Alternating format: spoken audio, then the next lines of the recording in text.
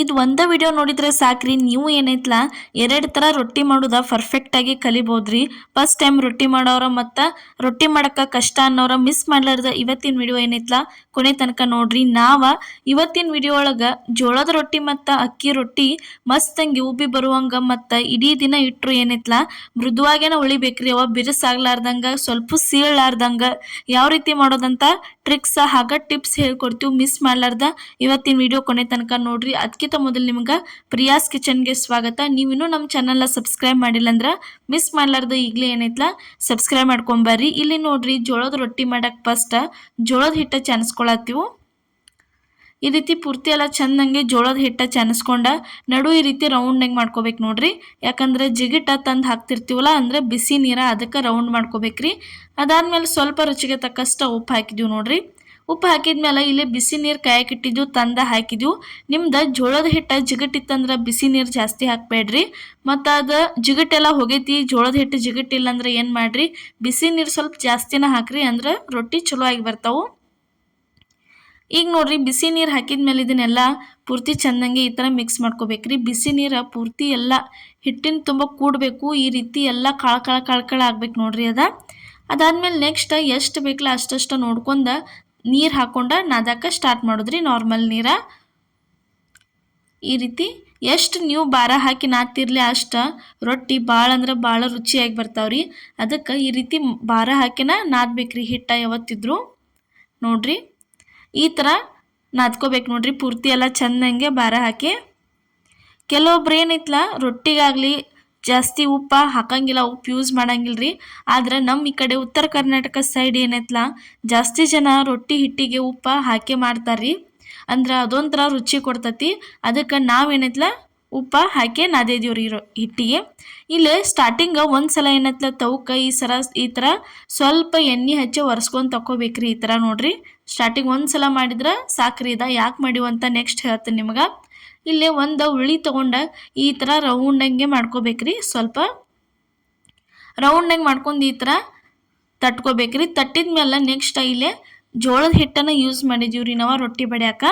ಈ ಥರ ಕೆಳಗೆ ಹಿಟ್ಟು ಹಾಕೊಂಡ ಬಡಿಯಾಕ ಸ್ಟಾರ್ಟ್ ಮಾಡಿದೀವಿ ನೋಡ್ರಿ. ರೊಟ್ಟಿ ಈ ಥರ ತಟ್ಟಬೇಕ್ರಿ ಕೈಲಿ. ಅಲ್ಲೇ ಬಲಗೈಯಿಂದ ರೊಟ್ಟಿ ತಿರುಗಿಸ್ಬೇಕ್ರಿ.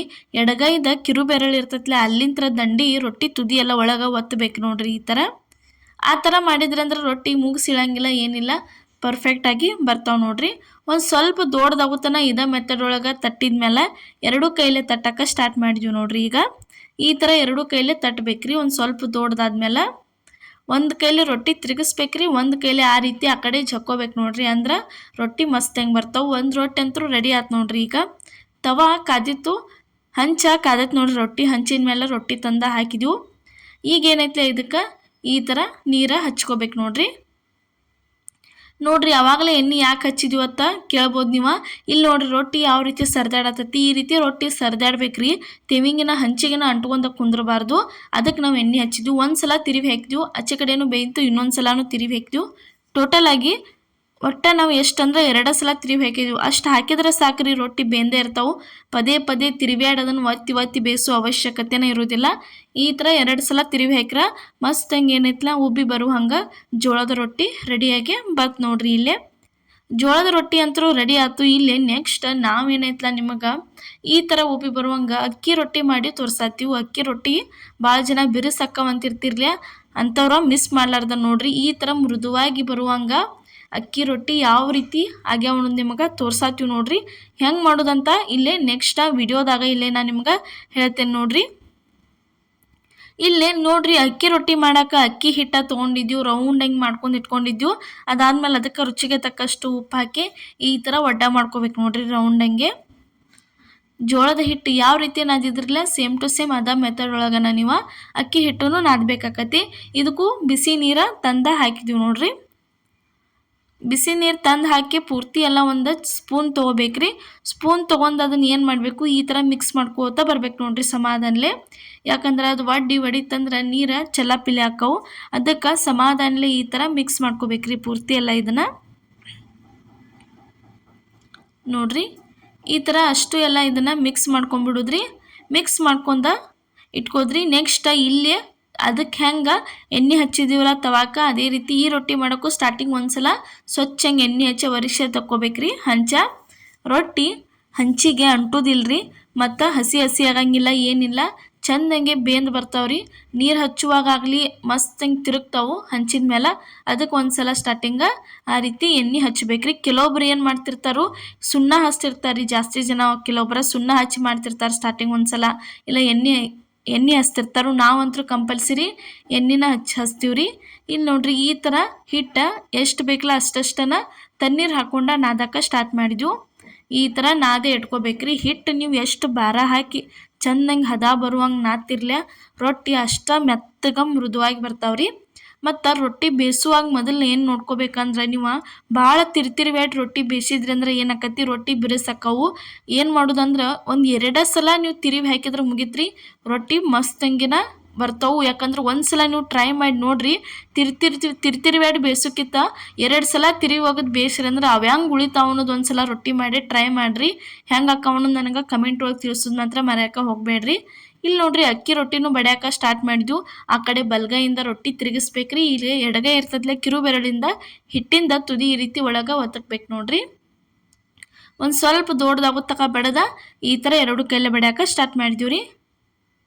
ನೋಡ್ರಿ ಈ ಥರ ತಟ್ಬೇಕು ನೋಡ್ರಿ ಪೂರ್ತಿ ಎಲ್ಲ ಚಂದಂಗೆ. ರೊಟ್ಟಿ ಮಸ್ತಂಗೆ ತಿರುಗ್ತಾವ್ರಿ, ಭಾರಿ ಬೆಸ್ಟಾಗಿ ಬರ್ತಾವು.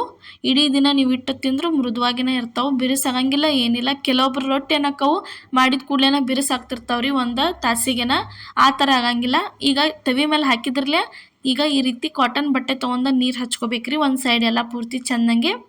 ಹಚ್ಕೊಂಡ್ಮೇಲೆ ಅದನ್ನು ಏನು ಮಾಡಬೇಕು, ಒಂದು 2 ಸೆಕೆಂಡ್ ಬಿಟ್ಟು ಪಟ್ನ ಏನು ಮಾಡೋದು ತಿರುವಿ ಹಾಕೋದು ನೋಡ್ರಿ. ನೀರು ಹಚ್ಚಿದ್ಮೇಲೆ ಬೇಗನೆ ತಿರುವಿ ಹಾಕಿಬಿಡೋದ್ರಿ ರೊಟ್ಟಿ. ಈಗ ಕೆಳಗಿನ ಸೈಡು ಬೇಯ್ತು, ಇನ್ನೊಂದು ಸಲ ತಿರುವಿ ಹಾಕತ್ತೀವಿ ನೋಡ್ರಿ. ಇಷ್ಟರಿ 2 ಸಲ ತಿರುವಿ ಹಾಕ್ಬೇಕು ರೊಟ್ಟಿ, ಭಾಳ ಪದೇ ತಿರುವೇಡೆ ಬೇಯಿಸಬಾರ್ದು ನೋಡ್ರಿ. ಈಗ ಇನ್ನೊಂದು ಸಲನೂ ತಿರುವಿ ಹಾಕಿದ್ವಿ, ಮುಗೀತ್ರಿ. ಇಷ್ಟ ಆತಂದ್ರೆ ರೊಟ್ಟಿ ಈ ರೀತಿ ಮಸ್ತಂಗೆ ಉಬ್ಬಿ ಬಂದು ಅಂದ್ರೆ ಅವಂತರೂ ಬೇಂದೇ ಇರ್ತಾವೆ. ಇಷ್ಟು ಮಾಡಿದ್ರೆ ಮುಗೀತು ನೋಡ್ರಿ. ತಿರುವೇಡ್ ರೊಟ್ಟಿ ಬೇಯಿಸೋ ಅವಶ್ಯಕತೆನೇ ಇಲ್ಲ ನೋಡ್ರಿ. ಮಸ್ತಂಗೆ ಅಕ್ಕಿ ರೊಟ್ಟಿನೂ ರೆಡಿಯಾಗೆ ಬತ್ ನೋಡ್ರಿ. ಇಲ್ಲೇ ನೋಡ್ರಿ ಇವತ್ತು ನಾವು ಏನು ರೊಟ್ಟಿ ಮಾಡಿದೀವಲ್ಲ ಅಷ್ಟ ಮೆಥಡ್ ಒಳಗೆ ನಾವು ಹೇಳಿದಂಥ ಟಿಪ್ಸ್ ಬಳಸಿ ನೀವು ಒಂದು ಸಲ ರೊಟ್ಟಿ ಮಾಡಿ ನೋಡ್ರಿ. ರೊಟ್ಟಿ ತಾನ ಪರ್ಫೆಕ್ಟಾಗಿ ಬರ್ತಾವೆ, ಬಿರುಸಾಗಂಗಿಲ್ಲ ಏನಿಲ್ಲ. ಕೇವಲ 2 ಸಲ ಅಷ್ಟೇ ತಿರುವಿ ಹೋಗೋದು ಬೇಷೆ. ಒಂದಿನ ರೊಟ್ಟಿ ಮಾಡಿರಿ, ಹೆಂಗಕ್ಕ ಅನ್ನೋದು ನಮಗೂ ಕಮೆಂಟ್ ಒಳಗೆ ತಿಳಿಸ್ರಿ. ನೋಡ್ರಿ ಇವತ್ತು ನಾವು ಮಾಡಿದಂಥ ಅಕ್ಕಿ ರೊಟ್ಟಿ ಮತ್ತು ಜೋಳದ ರೊಟ್ಟಿ ರೆಸಿಪಿ ನಿಮಗೆ ಇಷ್ಟ ಆಗೈತೆ ಅನ್ಕೋತೀನಿ ರೀ. ಇಷ್ಟ ಆಗಿದ್ರೆ ಮಿಸ್ ಮಾಡಲಾರ್ದ ಲೈಕ್ ಮಾಡಿ, ಶೇರ್ ಮಾಡಿ, ಕಮೆಂಟ್ ಮಾಡಿ, ಅದೇ ರೀತಿ ಸಬ್ಸ್ಕ್ರೈಬ್ ಮಾಡಿರಿ. ನಮ್ಮ ವಿಡಿಯೋಸ್ನ ನಿಮ್ಮ ಫ್ಯಾಮಿಲಿ ಮತ್ತು ನಿಮ್ಮ ಫ್ರೆಂಡ್ಸಿಗೂ ಶೇರ್ ಮಾಡಿ. ಯಾಕಂದ್ರೆ ಪ್ರತಿಯೊಬ್ಬರಿಗೂ ಯೂಸ್ಫುಲ್ ಆಗುವಂಥ ರೆಸಿಪಿಗಳನ್ನ ನಾವು ಮಾಡಿದ್ವು. ಈಗಂತೂ ಸಪೋರ್ಟ್ ಮಾಡತ್ತೀರಿ, ಮುಂದೆ ಇದೇ ರೀತಿ ಸಪೋರ್ಟ್ ಮಾಡಿ. ಎಲ್ಲರಿಗೂ ನಮಸ್ಕಾರ.